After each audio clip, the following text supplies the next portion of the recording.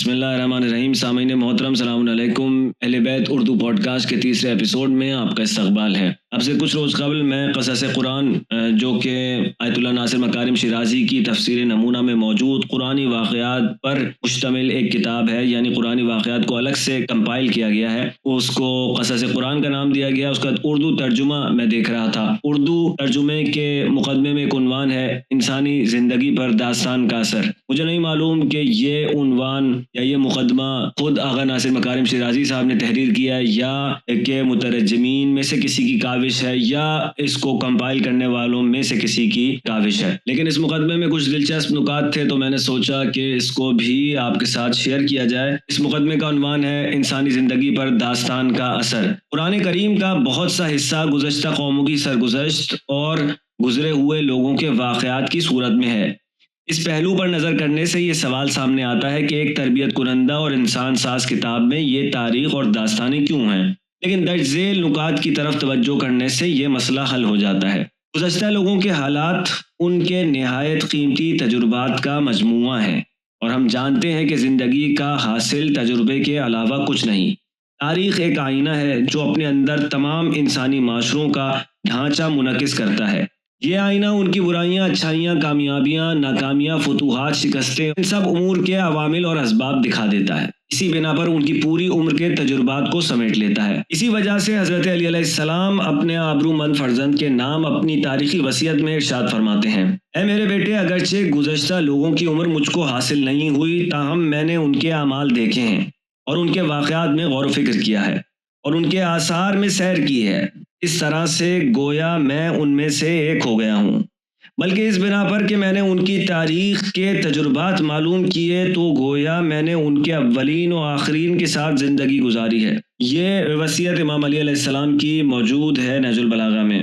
البتہ یہاں تاریخ سے مراد وہ تاریخ ہے جو خرافات، اتہامات، دروغ گوئی، چاپلوسیوں، ثنا خوانیوں، تحریفوں اور مسخ شدہ واقعات سے خالی ہو. لیکن افسوس کے ساتھ کہنا پڑتا ہے کہ ایسی تاریخیں بہت کم ہیں. اس سلسلے میں قرآن نے حقیقی تاریخ کے جو نمونے پیش کیے ہیں ان کے اثر کو نظر سے اوجھل نہیں رہنا چاہیے. دوسرا نقطہ جو انہوں نے اس مقدمے میں بیان کیا وہ یہ ہے کہ علاوہ ازیں تاریخ ایک خاص قوت جاذبہ رکھتی ہے اور انسان بچپن سے لے کر بڑھاپے تک اپنی عمر کے تمام ادوار میں اس زبردست قوت جاذبہ کے زیر اثر رہتا ہے. اسی بنا پر دنیا کی ادبیات کا ایک اہم حصہ اور انشا پردازوں کے عظیم آثار تاریخ اور واقعات پر مشتمل ہیں. شعراء اور عظیم مصنفین کے بہترین آثار چاہے وہ فارسی میں ہوں یا دوسری زبانوں میں یہی داستانیں اور واقعات ہیں. گلستان سعدی، شاہنامہ فردوسی، خمسہ نظامی اور معاصر مصنفین کے دلکش آثار، اسی طرح ہیجان آفرین فرانسیسی مصنف وکٹر ہیوگو، برطانیہ کے شیکسپیئر اور جرمنی کے گوئٹے، سب کی تصانیف داستان کی صورت میں ہیں.